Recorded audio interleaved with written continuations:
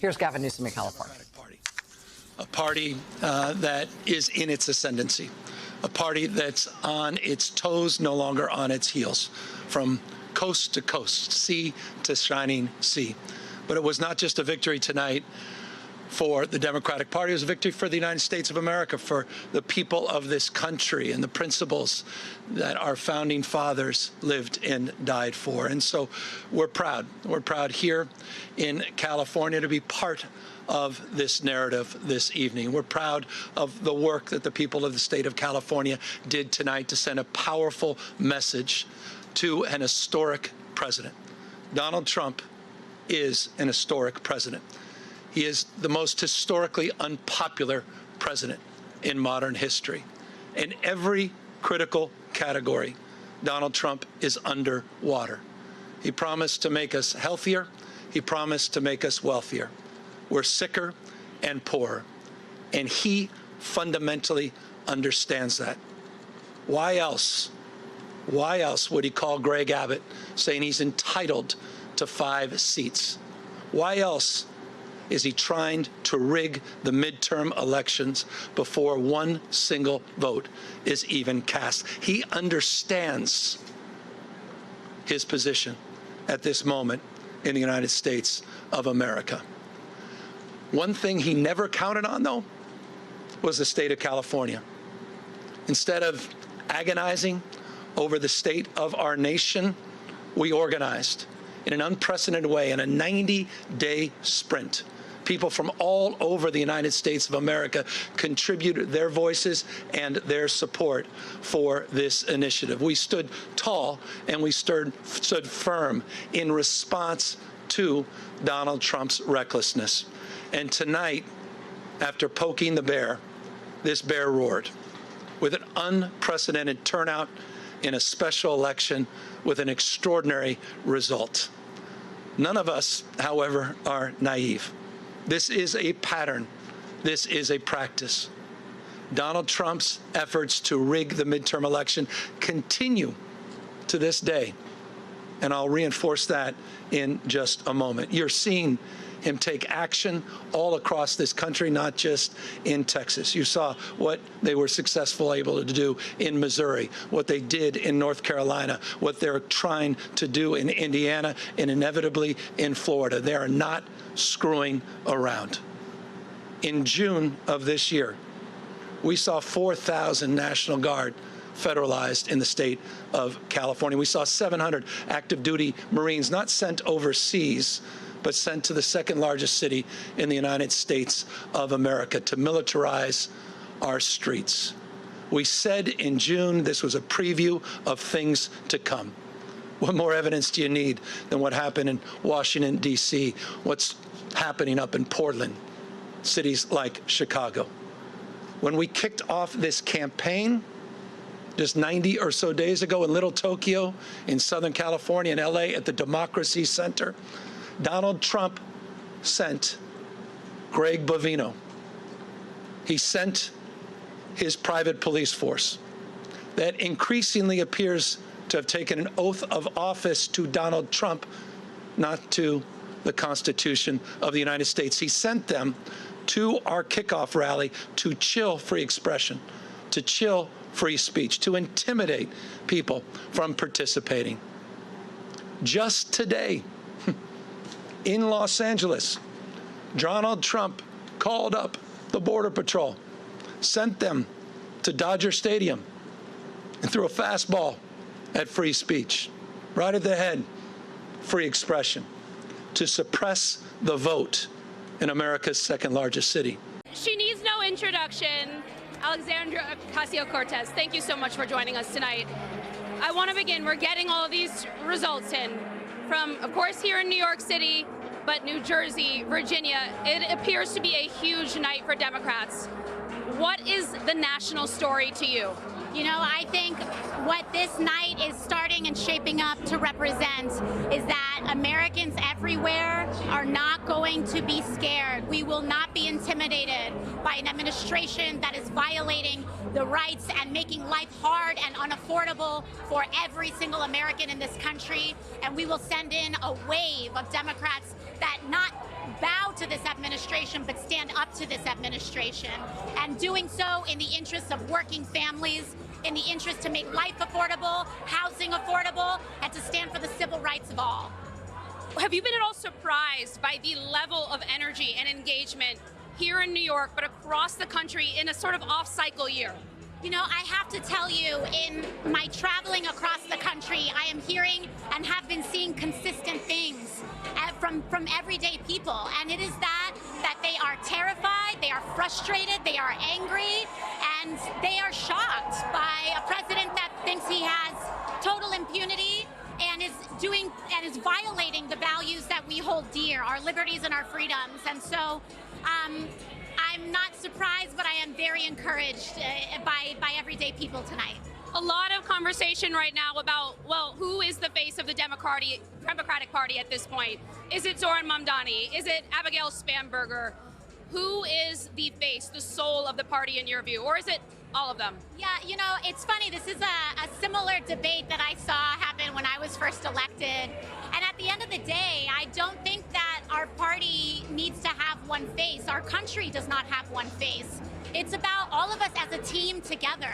And we all understand the assignment. Our assignment everywhere is to send the strongest fighters for the working class wherever possible. In some places, like Virginia for the gubernatorial seat, that's going to look like Abigail Spanberger. In New York City, unequivocally, it is Zoran Mamdani. Just did that today. People in tactical gears sent out to intimidate a community that is already on edge. But you see, as we speak, people are still in line. People waiting up 3 hours to cast their vote, to send a message to Donald Trump. No crowns, no thrones, no kings. That's what this victory represents. It's a victory for the people of the state of California and the United States of America. And this is a victory that's punctuated with a sober reminder that it's not just the actions that Donald Trump has taken to federalize our guard, to begin the process of militarizing American cities, to intimidate free expression and speech by utilizing ICE and Border Patrol in American cities. But he also announced today, right when polls were opening, that this election was rigged. That this election was rigged. Of course, those are familiar words.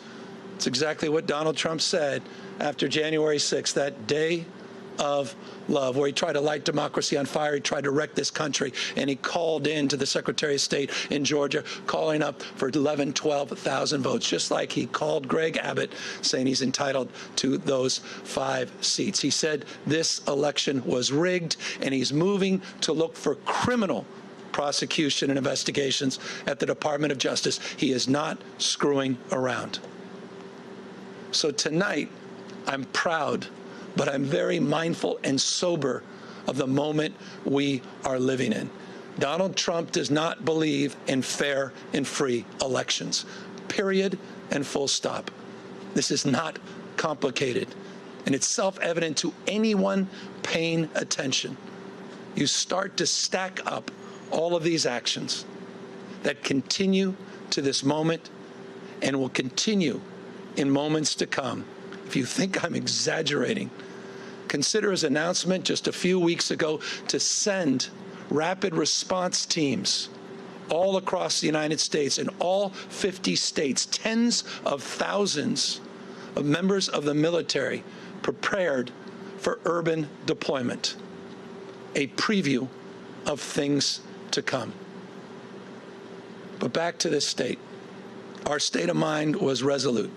Our state of mind was resolved to stand firm and to stand tall, to not be intimidated, to not be humiliated, to not fall prey to cynicism, to not fall prey to fear and the anxiety of someone that believes in only one shock and awe, to intimidate and exhaust us.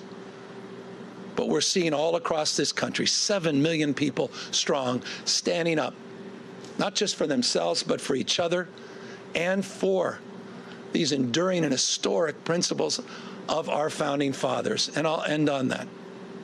Next year is the 250th anniversary of the best of Roman Republic, the best of Greek democracy. This fundamental notion of a system of checks and balances, of popular sovereignty, the rule of law. Mr. President, the rule of law, not the rule of dawn.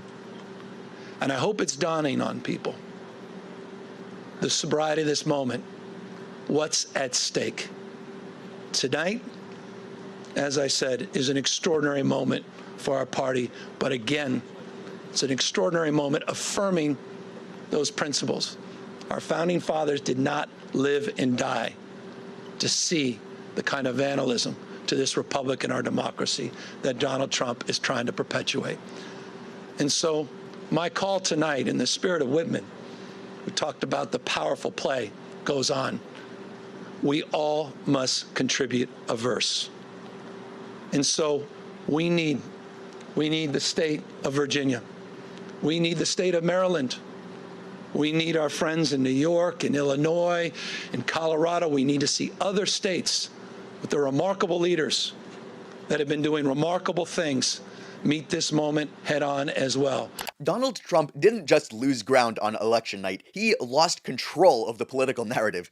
What unfolded was less a routine Democratic celebration and more of a coordinated public humiliation of Trump's brand of politics.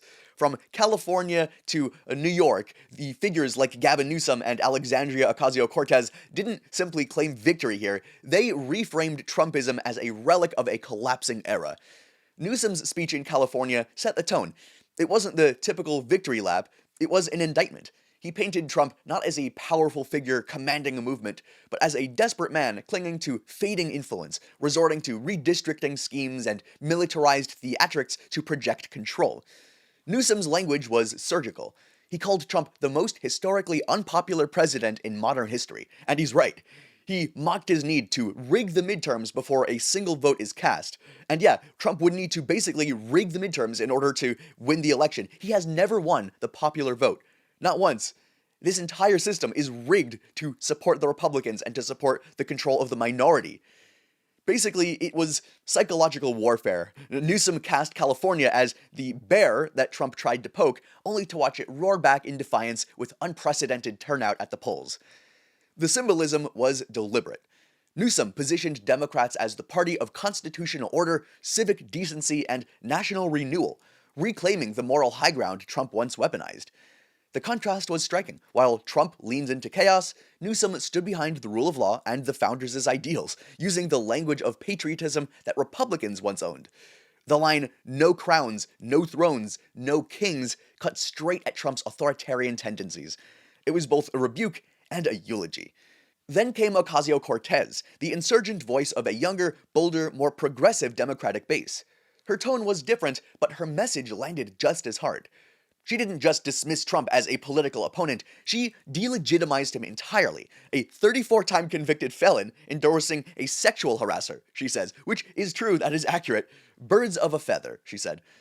It was a rhetorical equivalent of stripping Trump of any moral credibility, but as we can tell, he is extremely morally credible in this case, having been convicted 34 times, and he's endorsing Cuomo in the New York race, who is a sexual harasser.